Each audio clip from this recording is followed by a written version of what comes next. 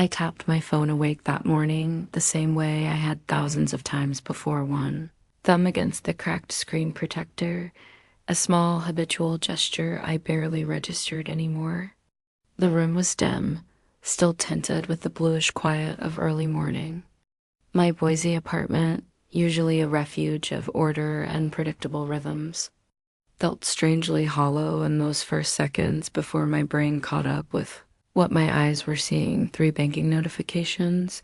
They were stacked on the lock, screen like a neat row of dominoes waiting to fall. At first, I didn't feel anything unusual, just the mild curiosity of morning before caffeine, the lingering grogginess clinging to the corners of my thoughts. It was my usual routine. Check the time, check notifications, sip coffee, mentally prepare for another day of auditing numbers that didn't belong to. Ordinary, predictable, but something inside me shifted the moment I unlocked the screen. 3. Identical charges dot my brain cataloged the words on autopilot, but comprehension lagged behind. For a moment, I just stared. It was as if the texts were in another language, familiar symbols arranged in a pattern I couldn't decipher. The fog cleared all at once. American Airlines. $3,980. $3,980. $3,980. 2:17 a.m. A mild vibration, almost like vertigo, passed through my stomach. I set my coffee mug down carefully, too carefully, on the coaster. The porcelain made a small, crisp sound. Normally, I wouldn't notice something so minor, but the quiet felt amplified, like the world had suddenly gone still around me. My training kicked in before emotion had the chance. 7 years of auditing had conditioned me to assess before reacting. My fingers cooperative in their muscle memory, even as a faint tremor betrayed my nerves, began tapping through the app for details. 3 business class tickets. Purchased in the middle of the night, purchased while I slept. Impossible, I said aloud to the empty kitchen. My voice sounded flat, almost mechanical. The word didn't feel like a denial, it felt like a miscalculation, an error in the equation of my life that needed reconciling. I knew I hadn't bought airline tickets. I hadn't traveled anywhere in months. I hadn't even browsed flights. I lived alone. I was asleep, yet the charges were there in unambiguous, merciless clarity. That's when the first real fear hit. Not loud, not dramatic, cold, quiet, a creeping awareness that something was very wrong. I exited the bank app and opened Gmail, a routine step, something automatic. When the login screen rejected my password, I assumed mistyping. When it rejected it again, I frowned. On the 3rd attempt, when the red text appeared, "Your password was changed 1 hour ago," a sensation, like sliding ice, unspooled through my chest. Someone had been inside my accounts, not metaphorically. Not the vague cybersecurity warnings we all ignore. Inside, while I slept, I tapped forgot password, hands still trembling despite my best attempt at control. I selected phone recovery. The verification code arrived instantly. My number was still tied to the account. I typed it in, setting a new password with the detached speed of someone performing CPR on their own life, and then I saw it. The recovery email associated with the recent password change. p.garcia.mom@aol.com. My mother's email. I froze so completely that I could hear the faint hum of my refrigerator, the ticking of the wall clock, even the soft friction of my own breath. I didn't let myself feel anything yet. I processed it the same way I processed anomalies at work, collect the evidence, confirm the details, resist premature conclusions, but a truth I didn't want to acknowledge hovered. Just at the edges of awareness. I opened my inbox. 3 unread airline confirmations sat there, each neatly marked as read. The names on the reservations made my skin prickle. Mitchell Garcia, Paula Garcia, Evan Garcia. My entire family. The sound of my phone buzzing snapped the moment like a brittle twig. A text message. Mom, thank you for gifting the family their dream trip. I knew you were always generous. I love you. My coffee suddenly tasted different, bitter, metallic, like it had gone cold in my mouth. Even though it was still steaming, I felt the edges of memory tugging at me. Last week, that stupid group chat, the one she created with a title like a proclamation, Garcia Summer Retreat 2026, as if it had already been funded, planned, and approved by me. I'd muted the chat immediately, but not before seeing her opening message claiming I had volunteered to sponsor the entire vacation. A lie so casual it didn't seem real when I read it. 2 days later, during the miserable family Zoom call, I had tried to correct her misunderstanding. She talked over me naturally. The entire family talked around me, discussing itineraries and snorkeling tours as if my refusal were an inconvenience rather than a boundary. Flights are around $860, Mom had said, her tone sweet enough to pass as maternal if you didn't know her. Her eyes, however, were sharp, calculating. Anyone who can't afford it will have to stay home. Then she delivered the blow with the perfect mixture of faux empathy and strategic cruelty. Zoe, honey, you're the only one still single, with no kids to worry about. Translation, you have no excuse. You have no competing obligations. You have only us. After the call, I had messaged her privately, short, firm, clear. I am not paying for anyone. Her response was immediate. Sweetie, you forgot again. You promised your father at Thanksgiving. I remembered that Thanksgiving perfectly. I hadn't promised anything of this sort. I had merely asked Dad to pass the gravy, but that was Paula's method. Rewrite reality. Insist her version was correct, and accuse you of misremembering if you resisted. A lifetime of it had conditioned me to doubt my own memory more often than I should have, but not this time, not. When nearly $12,000 had been siphoned from my credit card in the middle of the night. I took a steadying breath and dialed the bank's fraud department. My hands were shaking so much I had to grip the phone with both palms, but my voice came out perfectly even. This is Zoe Garcia. I need to report 3 fraudulent transactions. The representative asked questions. I answered them with the precision of someone performing an audit in real time. Date, time, amount, vendor. I followed the sequence with the detachment of a surgeon cutting away infected tissue. Then she asked the question I had dreaded.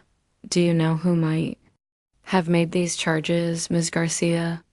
My throat tightened, but I didn't hesitate. Yes, I said quietly. This is identity theft committed by a family member. There was a pause on the other end. A soft, sympathetic inhale. Miss Garcia, because you've identified a known perpetrator, in order to proceed with the dispute, we will require a police report. A police report? Against my own mother. My stomach clenched at the thought. Filing a report felt like crossing a line that couldn't be uncrossed. A rupture in the fragile facade of family that couldn't be hidden or minimized. But then, I thought of the years I'd spent clawing my way out of debt. The $54,800 in student loans I had paid off through endless overtime.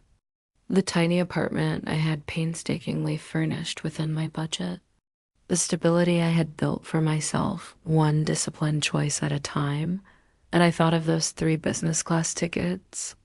So much more than the $860 she had told the family. Purchased with the assurance that I wouldn't notice, wouldn't fight back, wouldn't dare cause a scene. I understand, I told the representative.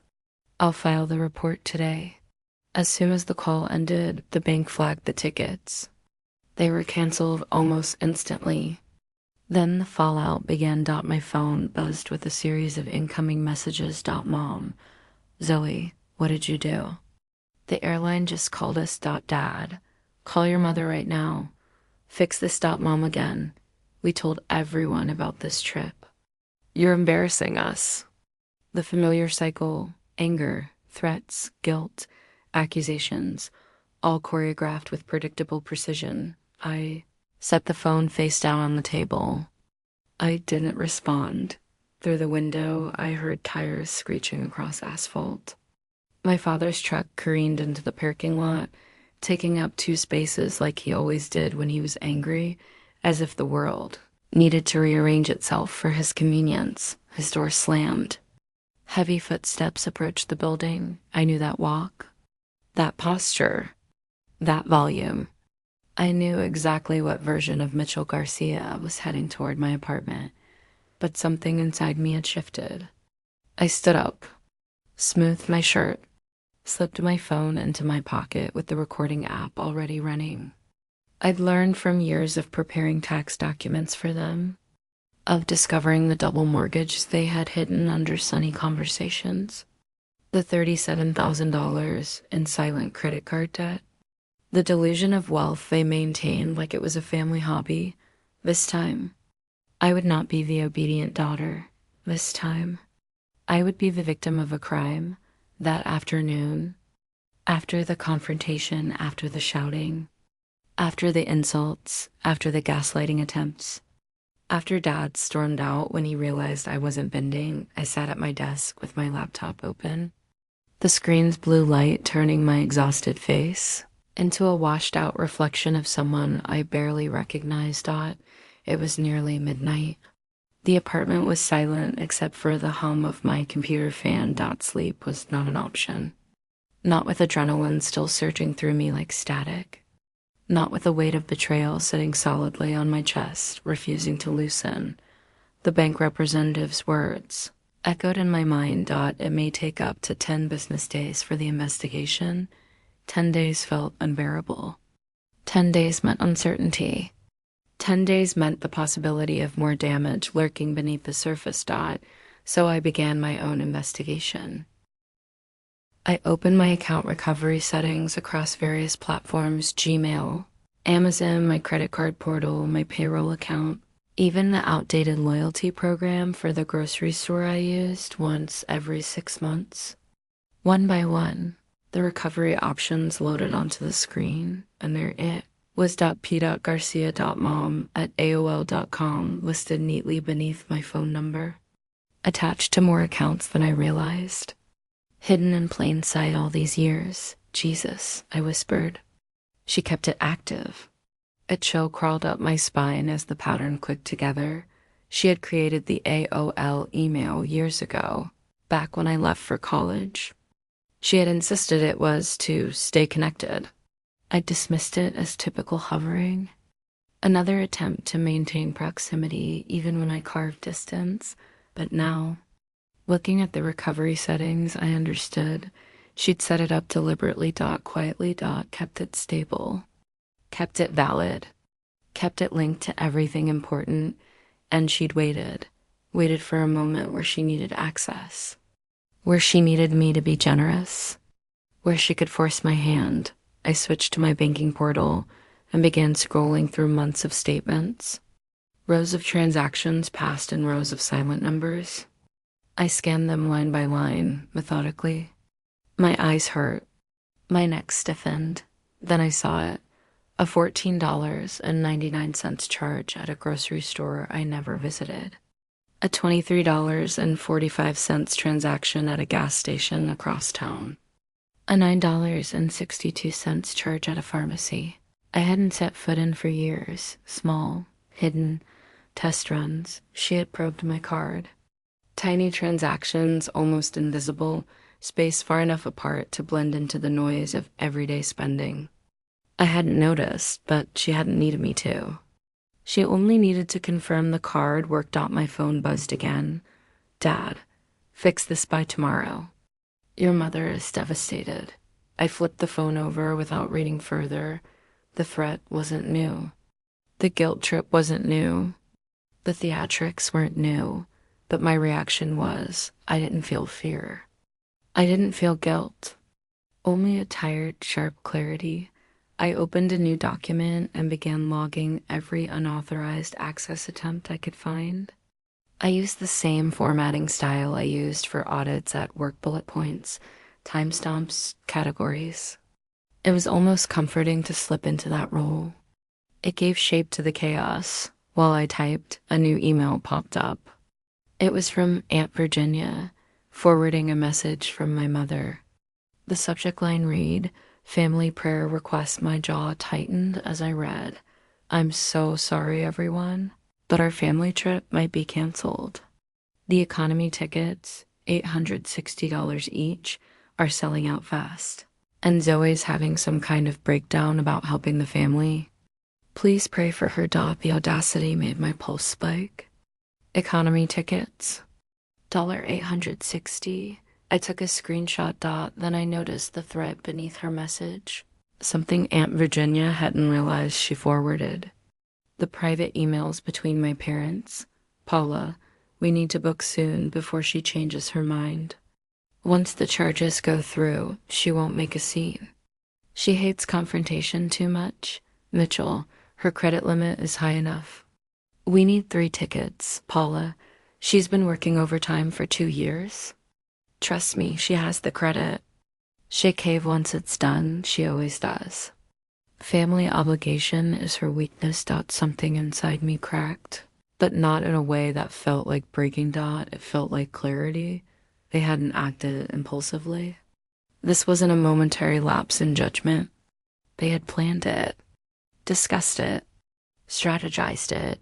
They had dissected my life, my income, my credit, my spending habits as if I were an investment to be leveraged. I didn't cry. I didn't scream. I didn't even feel angry. I just felt done. The next morning, bleary-eyed and aching from tension, I continued the investigation. I dug through settings, old emails, archived receipts, anything that might reveal the extent of the breach. What I found over the next hours would reshape everything I thought I knew about my family. The next morning arrived before I realized I had fallen asleep. I woke hunched over my laptop, cheek pressed against the keyboard, the faint imprint of keys marking my skin. A dull headache throbbed behind my eyes, the kind born not from alcohol, but from prolonged vigilance, an emotional hangover. For a moment, in that fog between sleep and waking, I forgot what had happened. I sat up, stretching my back, thinking I had overslept for work. The clock on my screen said 6:12 a.m. My mind prepared to run through its usual checklist: shower, coffee, walk to the office, but then the open window on my laptop caught my eye. Fraudulent activity log, Garcia household, every memory surged back like water through a broken dam. The charges, the hacked email, the AOL account, the recovered messages, my father's rage, my mother's manipulations. The sense of creeping dread returned, settling into my shoulders as if it had been waiting there all night. I closed my laptop and inhaled slowly. The way the therapist I had briefly seen years ago had instructed me to breathe when panic threatened. I didn't go to her long, only 6 sessions, but I remembered her telling me once, when you grow up in an unpredictable environment, you learn to live in a constant state of bracing. Even when the danger is gone, the body still waits for impact. At the time, I dismissed her words. Now, they echoed with uncomfortable accuracy. I showered, dressed, and on autopilot began preparing coffee the way I always did: measured scoop. Level surface, even distribution, slow pour. The normalcy of the ritual calmed me until I checked my phone. 20-7 missed messages. Only 3 were from work. The rest were from various family members and numbers I didn't recognize. I didn't open them. I wasn't ready. Instead, I sent my boss a message. "Hi, Dana. I need to take a personal day. There's an urgent issue I have to deal with." Her response came within minutes. Of course. "Take whatever time you need. Let me know if you need backup on your files this week." That was the thing about work. It was the only place where responsibility followed rules, where actions had predictable consequences. where reality did not twist and bend based on someone's mood. Home family. That was something else entirely. By 8 a.m. I sat at my kitchen table with my laptop open, ready to continue digging. I wasn't sure what I expected to find. I only knew I couldn't stop until I understood everything. The first clue came from an unlikely place, my Amazon account. There, buried beneath years of mundane purchases, laundry detergent, office supplies, a set of glass containers for a meal prep, I found a purchase for a password manager subscription made with my card but sent to my parents. A dress purchased 8 months ago. I stared at the receipt. My breath caught in my throat. She hadn't just guessed my passwords. She stored them. Why would she? I didn't finish the question. I didn't need to. The implication was clear, chillingly clear. They had prepared for eventual access. Maybe not originally with malicious intent, maybe more as a misguided parental oversight. The way she used to insist on knowing my social media passwords when I was 15. But somewhere along the line, that inappropriate boundary slid into criminal territory. Another pang hit me, not sadness, but a strange, hollow grief for the version of my life where my family had simply been misguided or overbearing, not actively predatory. That version was gone around 9 a.m. The knock came. I stiffened, not the pounding of my father's fist like the day before. A softer knock, hesitant, repeated twice, then silence. I approached the door, heart rate climbing. I checked the PEEPHO Ollie. It was Evan. My younger brother stood outside, hands jammed in the pockets of his hoodie, eyes darting nervously down the hall. He looked older than 24 in that moment, fatigue etched into the lines of his face. I opened the door but didn't step aside. He swallowed. Can I come in? Why? His gaze dropped to the floor. Mom told me what happened. Which version? I asked. His face tightened. I figured there might be more to the story. I hesitated, then stepped back. He entered quietly, almost reverently, as if unsure he had the right to be inside. The silence was heavy but not hostile. A different silence than the one between my parents and me, a silence born of confusion, not control. Evan sat at the table. I remained standing. After a few seconds, he said, "She told everyone you promised the trip last year. She said you were embarrassed to admit you forgot." I laughed, not because it was funny, but because disbelief had nowhere else to go. You believe that? At first, he admitted, but then I remembered Thanksgiving. He looked up at me. I was sitting next to you the whole meal. You didn't say anything like that. I nodded slowly. I didn't promise them anything, I said. He exhaled, like he had been holding the truth inside and was relieved to release it. I figured. Another silence. This one softer, then he said very quietly, "Zoe, did Mom really use your card?" I sat across from him. Yes. He swallowed hard. Why? Because she wanted something she decided I owed her. He shook his head. This is crazy. She did, I said gently but firmly. And Dad helped. His eyes darted up. Dad? No, he wouldn't be part of something like that. He was, I said, sliding my laptop toward him. Read the emails. He stared at the screen, scrolling slowly. His face lost color when he reached the lines where our parents discussed my credit limit. His jaw went slack. Oh my God, he whispered. They used you like a bank. I didn't respond. The truth didn't need embellishment. Evan closed the laptop and let his forehead rest on his folded arms. I'm so sorry, he murmured. Something inside me softened, just a fraction. Evan had his flaws, but he wasn't cruel. He had always been more of a follower, shaped too easily by the dominant personalities of our parents. After a while, he lifted his head. Mom is freaking out. She's saying you betrayed the family. Dad's angry, but I just needed to know the truth. And now that you do? He hesitated. I think you should do what you have to do, even if that means. His voice trailed off. He couldn't say calling the police, but the implication floated between us. I nodded once. He stood, started toward the door, paused. Zoe, yes.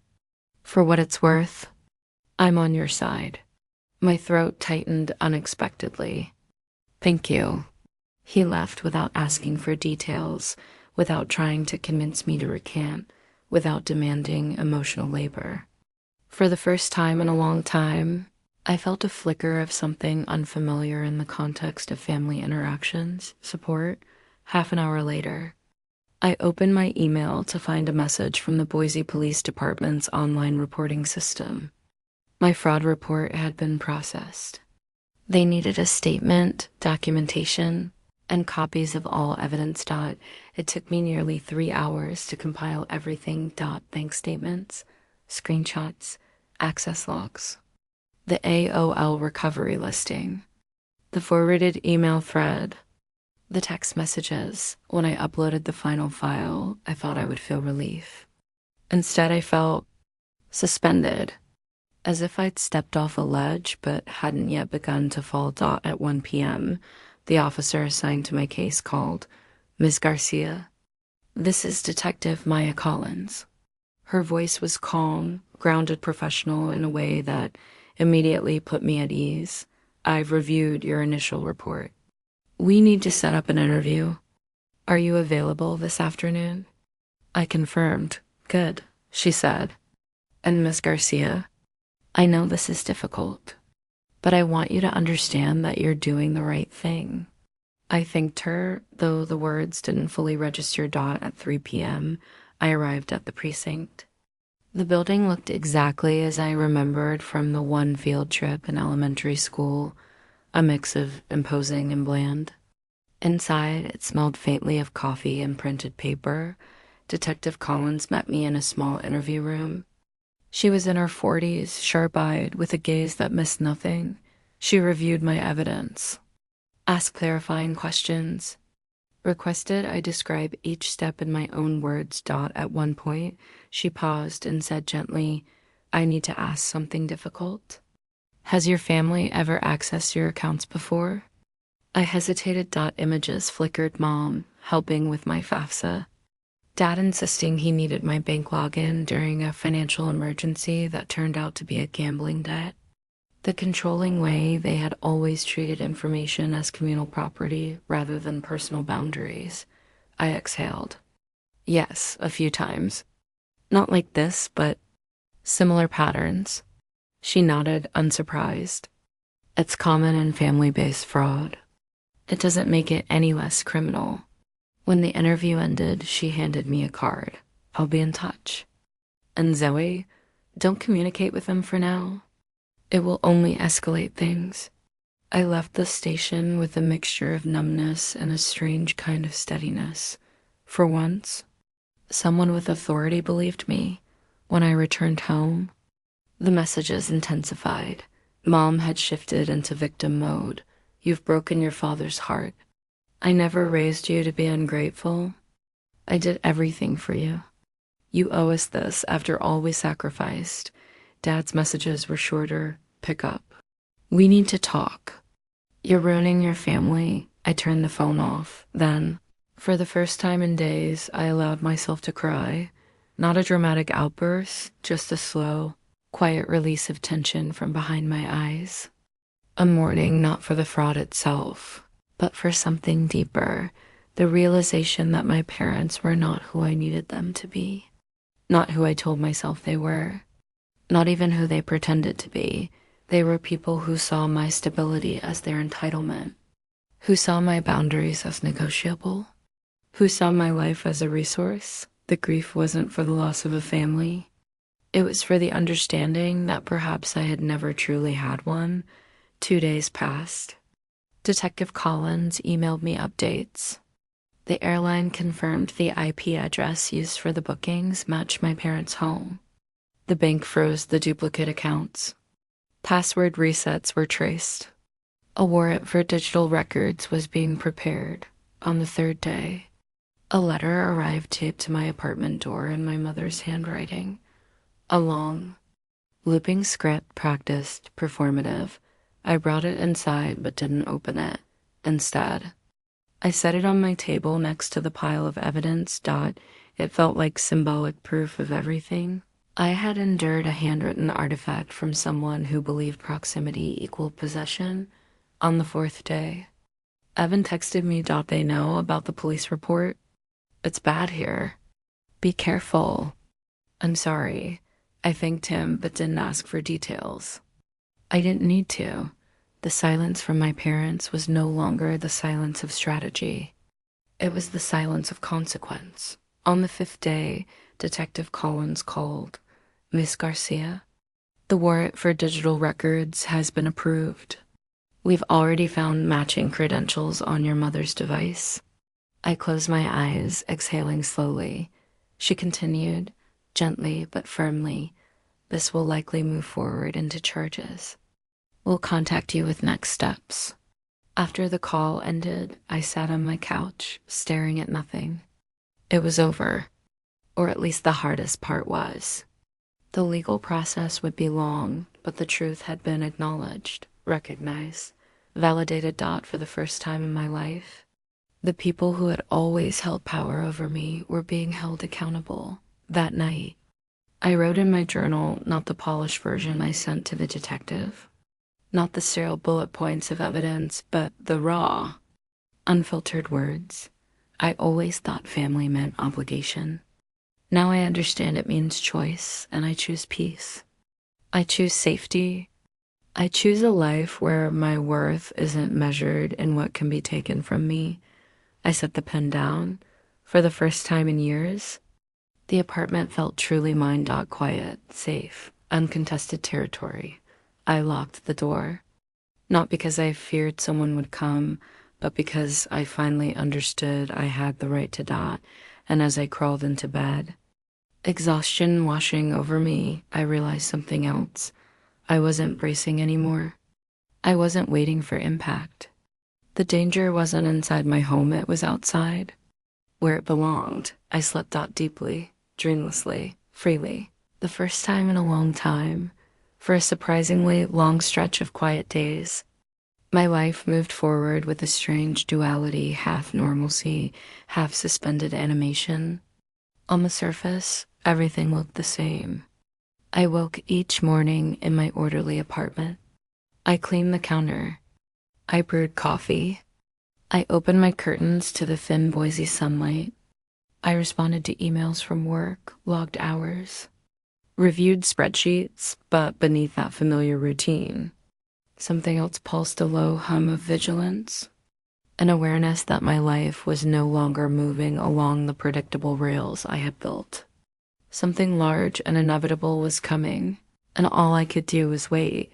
I had never realized how uncomfortable waiting was, waiting for updates from Detective Collins, waiting for the bank's final decision, waiting for the legal process to take shape, waiting for whatever my parents would try next.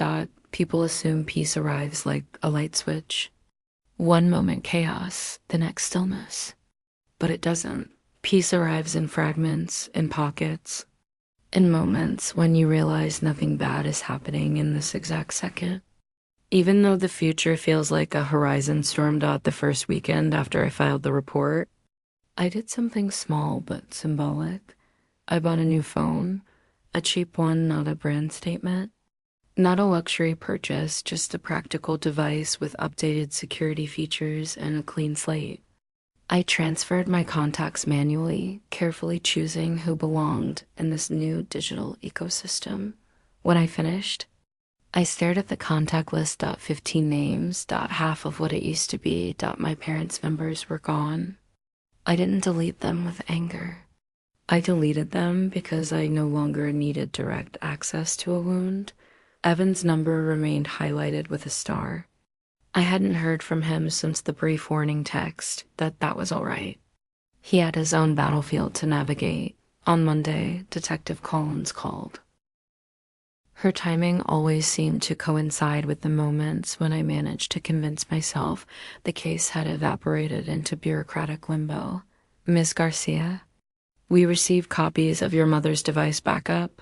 My breath caught, and her email client shows she accessed the AOL account from her phone and desktop. There are multiple instances where she logged into your Gmail and Amazon. Date stamps match the unauthorized password changes. A layered mix of emotions rippled through me: validation, disbelief, sorrow. She continued. Your father's name appears in several messages discussing the plan.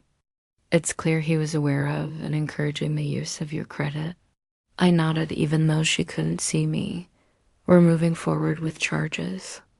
Likely identity theft, credit card fraud, and unauthorized access to a computer system. We will notify you when they are served.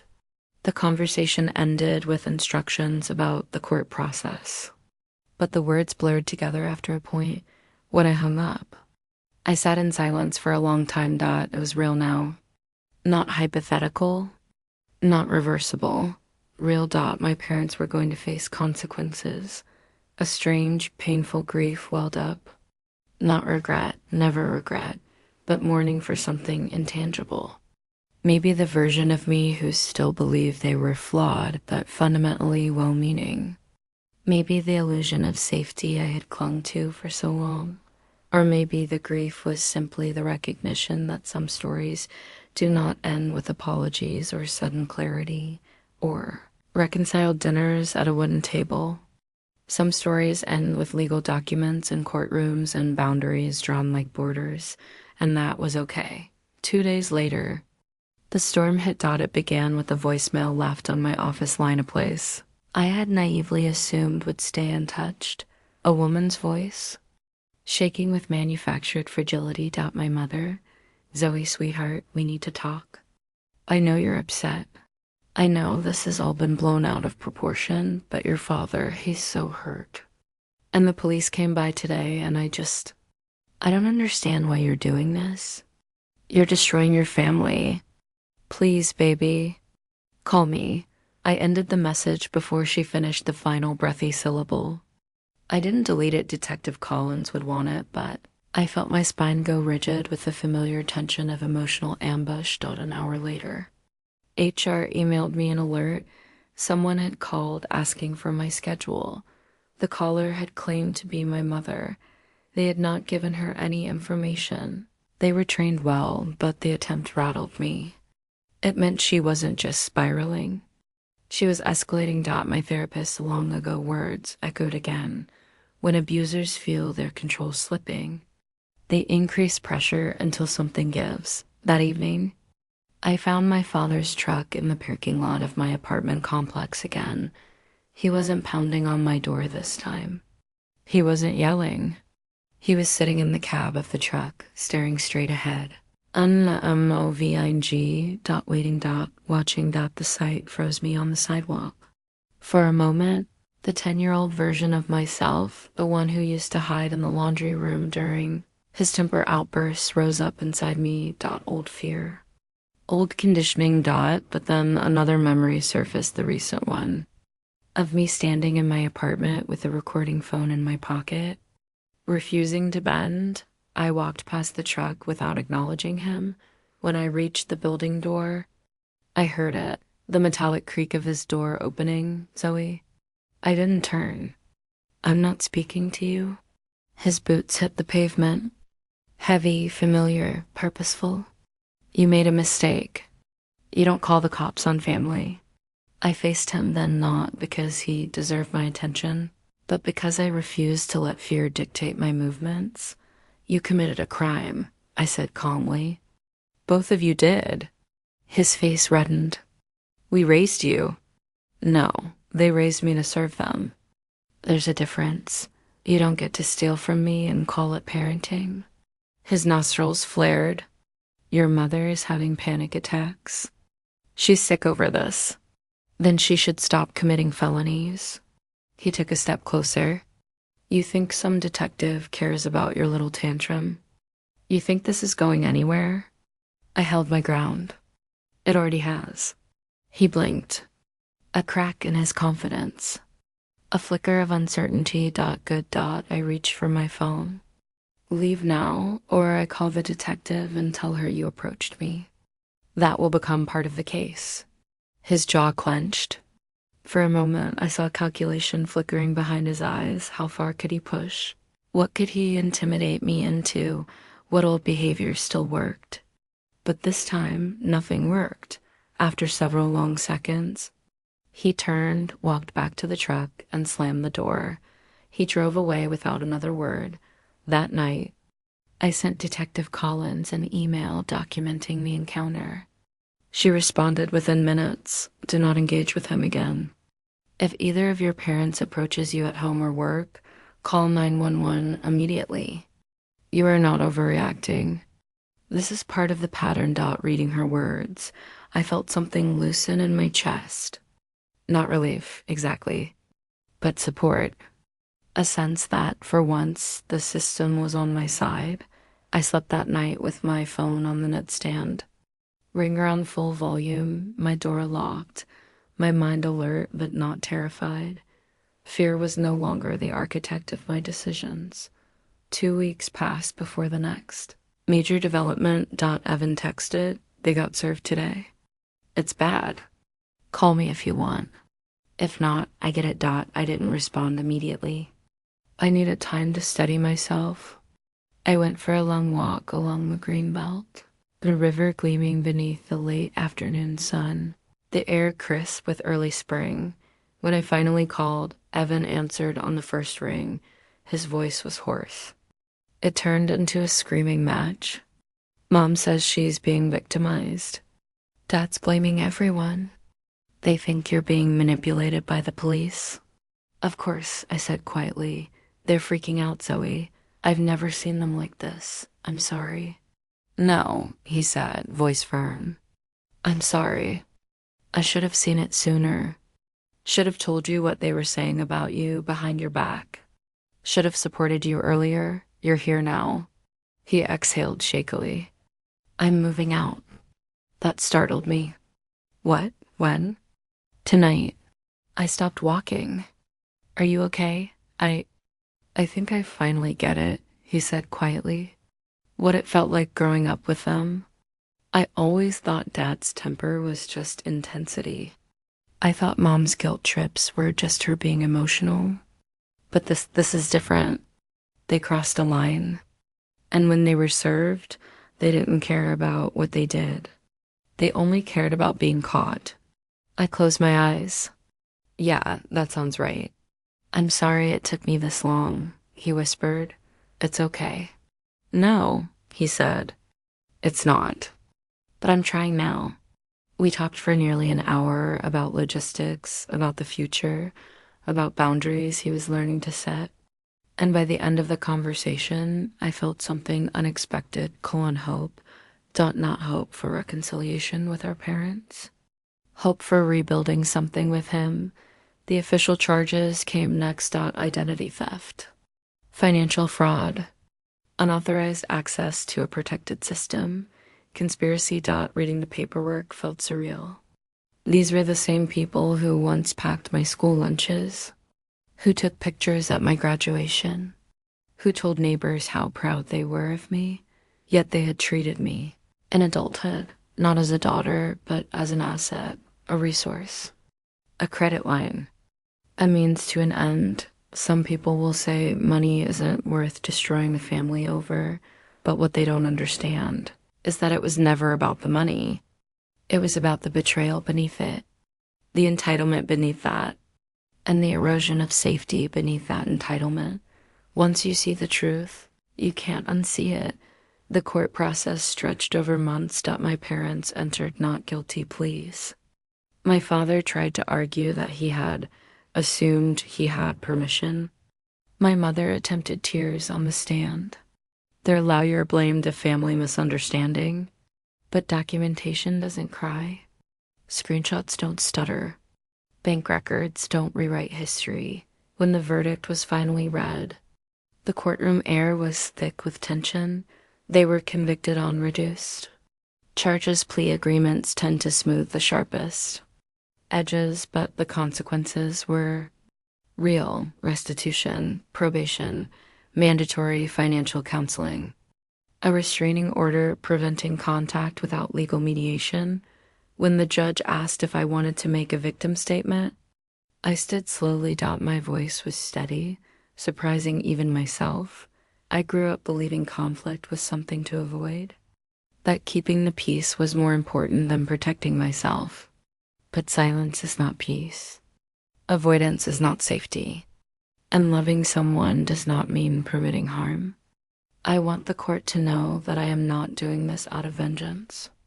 I am doing this because I deserve a life where my boundaries are not negotiable and my identity is not a tool for someone else's convenience.